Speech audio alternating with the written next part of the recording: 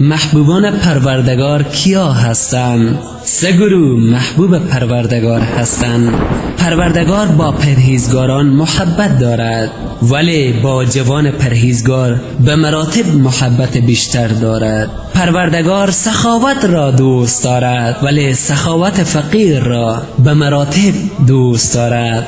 پروردگار تواضع را دوست دارد، ولی تواضع ثروتمند را به مراتب بیشتر دوست دارد. رسول الله صلی الله علیه و سلم فرمودند در دل هر کس که به اندازه دانه کنجد تکبر باشد داخل به بهشت نمی شود. شخصی پرسید یا رسول الله صلی الله علیه و سلم، من دوست دارم که لباس و کفش من تمیز و قیمتی باشد، آیا این هم تکبر است؟ فرمودند خیر، خداوند زیباست و زیبایی را دوست می دارد. ان الله جمیل یحب الجمال.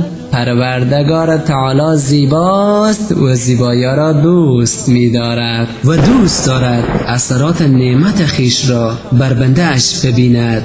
اگر ثروت دارد شکل فقیرانه به خود گرفتن مورد پسند پروردگار نیست. تکبر این است که انسان دیگران را حقیر بداند.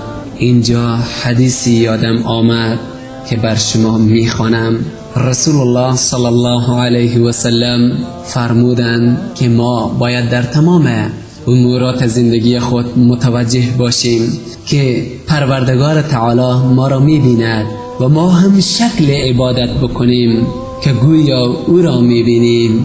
رسول الله صلی الله علیه و سلم فرمودند ان تعبد الله كأنك تراه فإن لم تكن تراه فإنه يراك.